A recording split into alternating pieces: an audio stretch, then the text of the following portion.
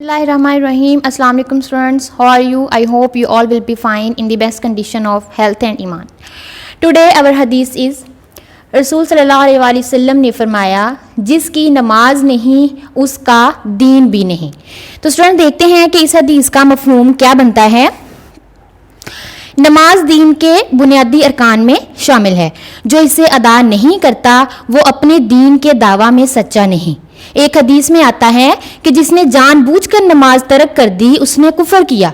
लिहाजा रसूल सल्लल्लाहु अलैहि वसल्लम के तरीके के मुताबिक नमाज की अदायगी मुसलमान होने के लिए लाजिम है। तो स्टूडेंट्स आप भी कोशिश करें कि अपनी एक रूटीन बना लें कि आप नमाज को ना छोड़ें। कोई भी काम हो आप उस काम को छोड़ दें, पहले अपनी नमाज को अदा करें, ठीक है। और अल्लाह ताला हम सबको जो है वो 5 वक्त नमाज अदा करने की तौफीक दे। Today lecture number 22 which is taken from unit number 7 financial arithmetic definition plus exercise 7D question 1 to 3। first of all हम लोग जो है वो definition करते हैं। interest, the extra money paid by the bank is called interest। यानी कि interest वो अमाउंट होती है कि फॉर एग्जांपल अगर जो है वो आप बैंक से लोन ले रहे हैं तो आपने एक मतलब टाइम के बाद जो है जब वो उनको रिटर्न करना होता है लोन, तो आपने जितनी अमाउंट उनसे ली है आपने उतनी ही उनको रिटर्न नहीं करनी होती, उसके ऊपर एडिशनल अमाउंट भी जो होती है वो हमने उनको रिटर्न करनी होती है, तो वो होता है इंटरेस्ट, ठीक है स्टूडेंट्स। और इंटरेस्ट का फॉर्मूला है P × R × T over 100। P हमारे पास प्रिंसिपल होता है, R rate of interest, T for time यानी कि वो कितनी आपने मुद्दत के लिए कितने टाइम के लिए जो था वो आपने वो लोन लिया था, उसको डिवाइड कर देंगे 100 के ऊपर, तो हमारे पास क्या आ जाएगा, इंटरेस्ट आ जाएगा। नेक्स्ट है ज़कात। Every Muslim has to pay ज़कात to the poor Muslims on yearly savings in the form of money, gold and silver, ठीक है। इसमें यह है कि हर मुसलमान जो है वो अपने दूसरे मुसलमान भाइयों को जो कि मतलब गरीब हैं उनको ज़कात देता है हर साल, ठीक है। ज़कात देता है वो मनी की फॉर्म में भी हो सकती है, गोल्ड की फॉर्म में भी हो सकती है और सिल्वर की फॉर्म में भी हो सकती है, ठीक है। रेट ऑफ ज़कात जो होता है वो 1/2% होता है, ठीक है। ये मतलब इसका फिक्स होता है कि 1/2% के हिसाब से इसका जो है वो रेट होता है ज़कात का। नेक्स्ट हमारे पास डेफिनेशन है उशर। उशर is a tax that is applied on Muslims agricultural assets, ठीक है।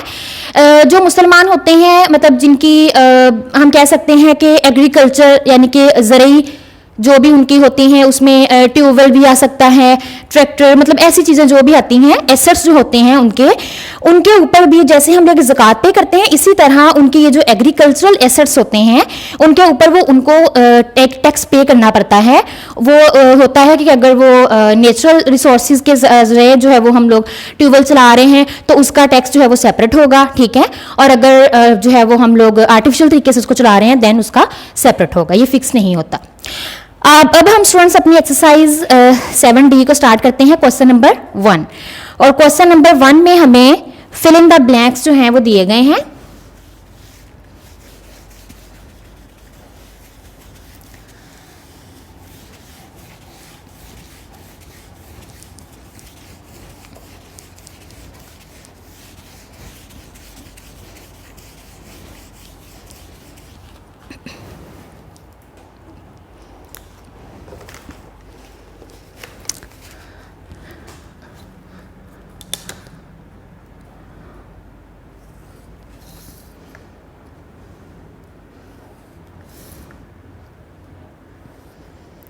क्वेश्चन नंबर 1 है फिल इन द ब्लैंक।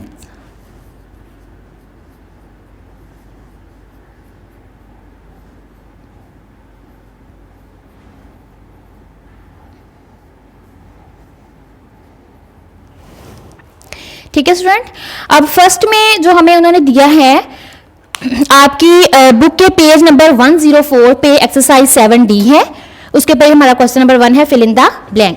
इसमें उन्होंने कहा है कि simple discount is a reduction on the dash price. अब आपको पहले ही बताया था कि डिस्काउंट लगाने से पहले जो अमाउंट होती है वो मार्क्ड प्राइस होती है, ठीक है।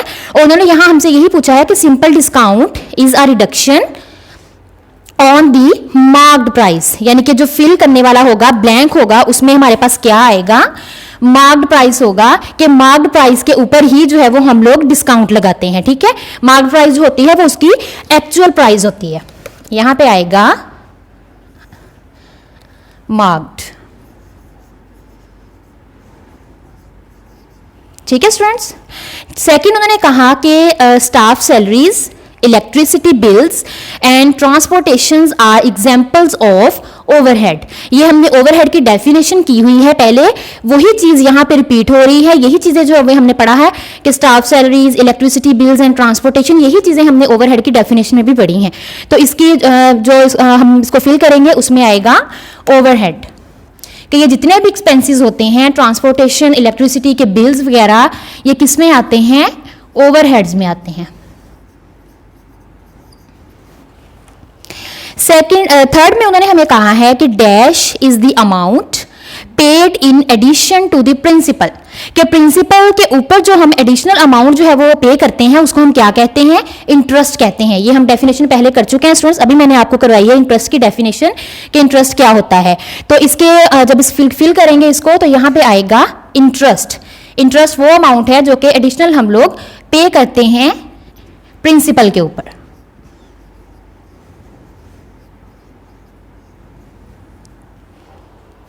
ठीक है स्टूडेंट्स। फोर्थ पे आए हैं उशर is a tax on the dash of a Muslims. ये भी हमने अभी डेफिनेशन की है कि उशर जो है वो कौन सा टैक्स है और ये मुसलमान जो है वो क्या कब पे करते हैं। तो मुसलमान जो है वो ये टैक्स तब देते हैं जो जिनके एग्रीकल्चरल एसेट्स होते हैं। तो इसको फिल करेंगे तो उसमें आएगा एग्रीकल्चरल एसेट्स।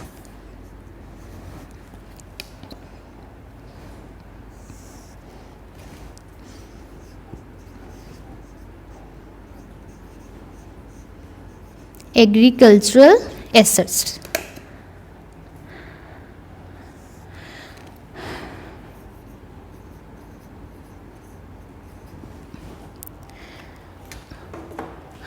फिफ्थ पे है अ discount offered on an other discount is called a successive discount. एक तो ये डेफिनेशन हम पहले कर चुके हुए हैं सक्सेसिव डिस्काउंट की भी, कि एक तो डिस्काउंट हमने पहले ही मतलब गिवन कर दिया, उन्होंने ऊपर मेंशन होता है कि आपको 50% डिस्काउंट है या 25% डिस्काउंट है। जब आप वो चीज़ बाय करने जाते हो तो आपको शॉपकीपर जो है वो उसके उस डिस्काउंट के अलावा एडिशनल डिस्काउंट भी जो है वो आपको देता है, वो होता है सक्सेसिव डिस्काउंट। ठीक है, यहां पे आएगा successive discount.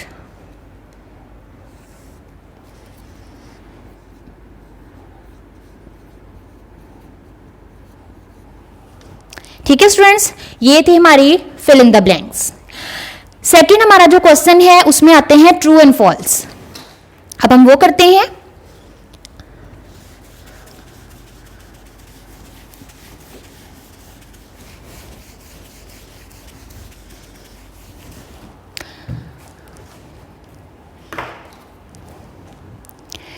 State whether the following are true और फॉल्स। इसमें दो क्वेश्चन जो है वो स्टूडेंट सॉल्व करने वाले हैं, वो मैं आपको सॉल्व करके यहां पे समझा दूंगी। फर्स्ट हम करते हैं कि the marked price is the price after deducting simple discount. उन्होंने कहा है कि मार्क्ड प्राइस वो प्राइस होती है जो डिस्काउंट की अमाउंट निकालने के बाद, यानी कि डिस्काउंट डिडक्ट करने के बाद होती है। तो ये ट्रू नहीं है। मार्क्ड प्राइस जो होती है वो डिस्काउंट लगाने से पहले की हमारे पास जो एक्चुअल प्राइस होती है वो मार्क्ड प्राइस होती है। तो स्टूडेंट्स ये फर्स्ट वाला जो है ये फॉल्स है।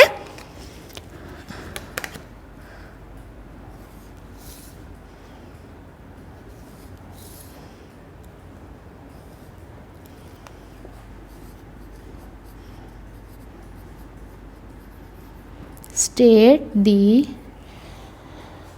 whether true and false। ठीक है स्टूडेंट्स, फर्स्ट वाला हमारे पास क्या आ रहा है? फॉल्स है।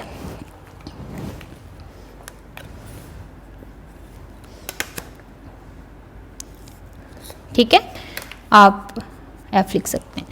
अच्छा, सेकंड उन्होंने हमें कहा है कि इफ द मार्क्ड प्राइस, अगर मार्क्ड प्राइस यानी कि एक्चुअल प्राइस जो है वो 200 हो और डिस्काउंट जो है वो 10% गिवन किया गया हो, सेलिंग प्राइस उन्होंने कहा है कि 190 होगी। अब हम इसको सॉल्व करेंगे, फिर हमें आइडिया होगा कि क्या ये ठीक है या नहीं। तो हम इस क्वेश्चन को पहले सॉल्व करके देख लेते हैं कि क्या है मार्क्ड प्राइस हमें कितनी गिवन की गई है। मैं यहां पर साइड पे सॉल्व कर रही हूं।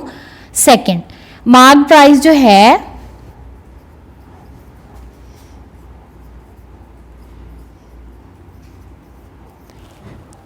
200 गिवन की गई है,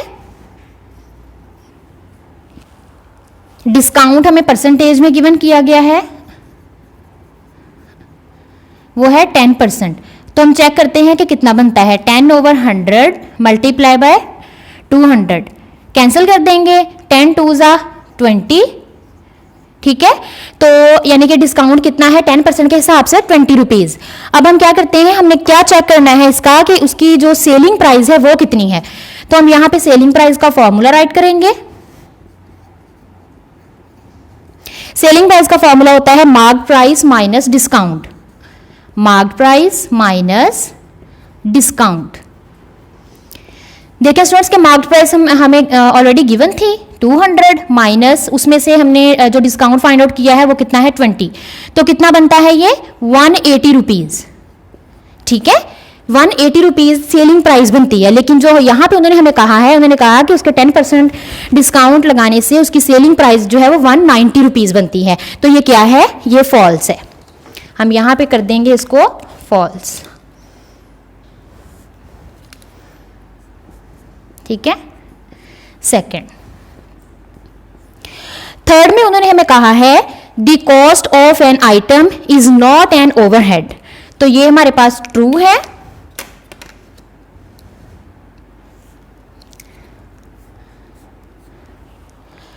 फोर्थ पे, इफ अ वुमन बाय अ रग for 10,000 and sells it 9,000, her loss percent is 10%। उन्होंने कहा है कि अगर वो बाय करती है 10,000 में और सेल करती है 9,000 में, तो उसका जो परसेंटेज में लॉस है वो 10% होगा। इसको भी हम चेक कर लेते हैं कि इसका जो लॉस है वो 10% कैसे है। इसको हम रेज कर देते हैं, फिर ही हम देखेंगे कि वो ट्रू है या फॉल्स है, ठीक है। सबसे पहले हमने देख रहे हैं कि उसकी कॉस्ट प्राइस कितनी है। क्वेश्चन नंबर है 4, कॉस्ट प्राइस हम राइट कर देंगे 10,000, उसकी सेलिंग प्राइस कितनी है 9,000, ठीक है। तो स्टूडेंट्स लॉस कैसे फाइंड करते हैं, cost price minus selling price. तो लॉस हमारे पास आ जाएगा 1,000, ठीक है, जब हम इसमें से माइनस कर देंगे। तो लॉस परसेंटेज में अब हम चेक करते हैं, लॉस हमारे पास कितना है 1000 डिवाइड बाय कॉस्ट प्राइस और मल्टीप्लाई करेंगे 100% के साथ, तो ये कैंसिल कर दें, ठीक है। तो यहाँ पे कितना आता है 10%। उन्होंने हमें यहां भी मेंशन यही किया है कि उसका जो लॉस परसेंट है वो कितना होता है 10%, तो ये ट्रू है, ठीक है स्टूडेंट्स। नेक्स्ट फिफ्थ में उन्होंने कहा है कि ज़कात is compulsory for all Muslims, कि ज़कात जो है वो कंपल्सरी है, मतलब हर मुसलमान के लिए जो है वो लाजमी है कि वो ज़कात अदा करे, ठीक है। तो ये ट्रू है।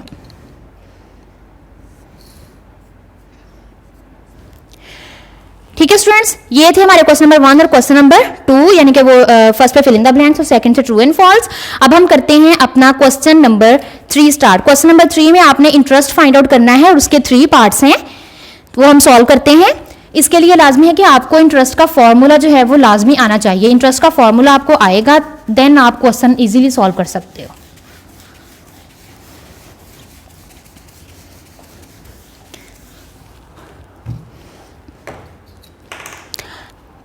Find the interest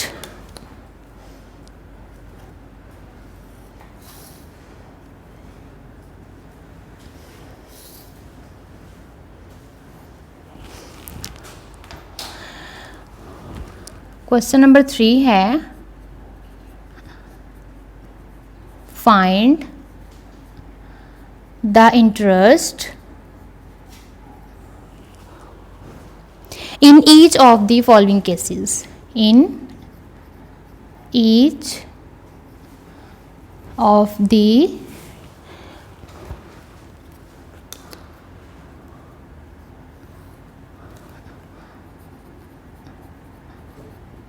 following cases. ठीक है स्टूडेंट्स, फर्स्ट पार्ट जो है वो हमें गिवन किया गया है कि 400 प्रिंसिपल है, 5% उसका जो है वो रेट ऑफ इंटरेस्ट है 4 ईयर्स के लिए। इंटरेस्ट का हम फॉर्मूला लगाएंगे तो वो हम फाइंड आउट कर लेंगे कि इंटरेस्ट कितना है। फर्स्ट पार्ट स्टूडेंट्स मैं आपको सॉल्व नहीं करवाऊंगी, मैं आपको सेकंड पार्ट पहले सॉल्व करवाती हूँ। सेकंड पार्ट में हमें उन्होंने कहा है कि on 50 rupees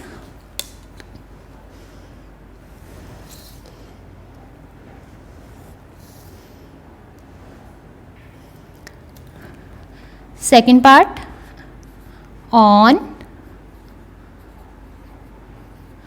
50 rupees at 1/2% per annum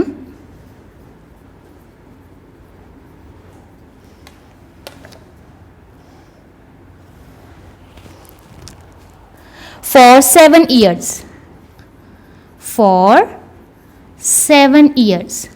ठीक है स्टूडेंट्स, ये हमें उन्होंने गिवन कर दी हुई है स्टेटमेंट। अब हमने क्या करना है कि हमने चेक करना है कि इंटरेस्ट, ठीक है, तो इसका इंटरेस्ट कितना होगा। सबसे पहले आपको आइडिया होना चाहिए कि ये हमारे पास 50 क्या है, ये 3 1/2% में क्या है और ये 7 क्या होगा। ठीक है, तो सॉल्व करते हैं। सबसे पहले 50 हमारे पास स्टूडेंट्स होगा प्रिंसिपल। ठीक है, प्रिंसिपल हमारे पास कितना है 50 रुपीज। ठीक हो गया। नेक्स्ट ये 3 1/2%, ये हमारे पास है rate of interest, rate of interest. इसको आप सिंपल आर से भी नोट कर सकते हैं। वो कितना है 3 1/2%।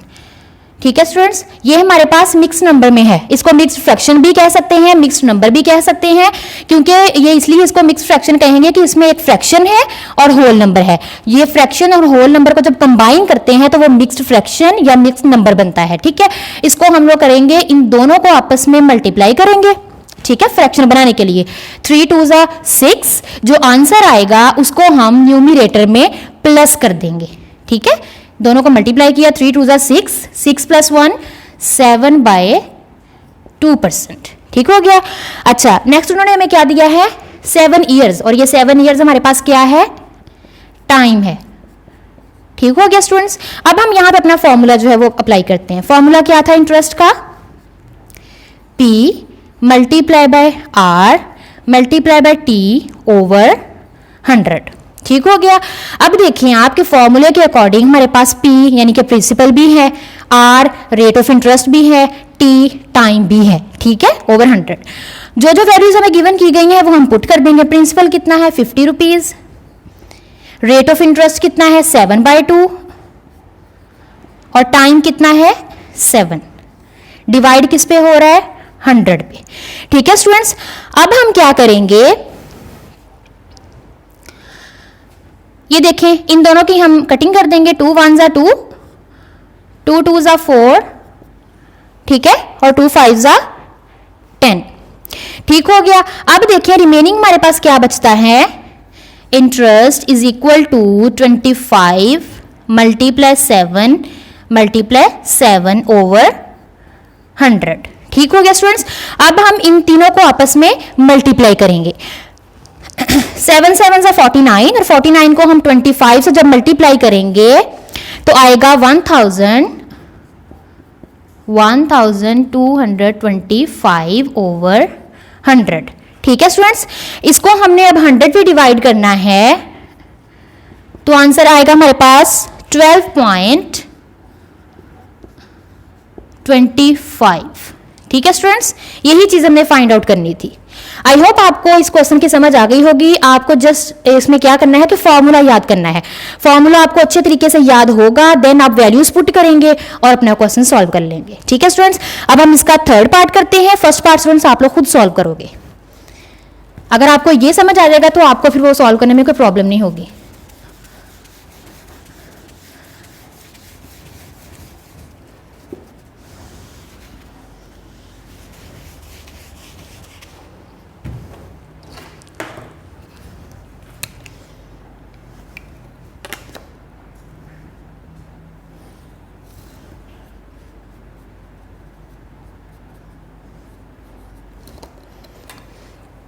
अब हम करेंगे अपना third part.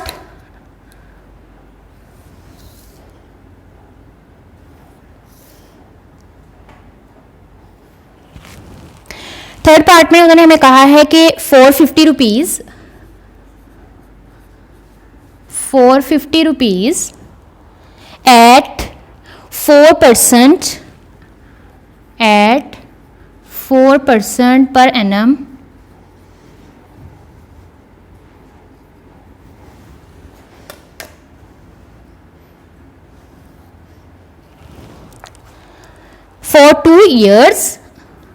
for 2 years and 9 months। ये क्वेश्चन थोड़ा चेंज यहां से इसलिए हो रहा है कि इसमें टाइम हमें ईयर्स में और मंथ्स में गिवन किया हुआ है, ठीक है, इसलिए मैं ये क्वेश्चन आपको यहां पे सॉल्व करवा रही हूं ताकि आपको समझ आ जाए। अब स्टूडेंट हम करेंगे इसको सॉल्व। फर्स्ट क्वेश्चन की तरह पहले हम राइट कर लेंगे प्रिंसिपल कितना है 450 रुपीज, रेट ऑफ इंटरेस्ट कितना है उसको जस्ट हम आर लिख देते हैं, ठीक है। अब आपको आइडिया हो गया है कि रेट ऑफ इंटरेस्ट को हम आर भी लिख सकते हैं, वो है 4%, और हमारे पास जो टाइम है वो है 2 इयर्स, ठीक है, वो आपने राइट कर लेना है।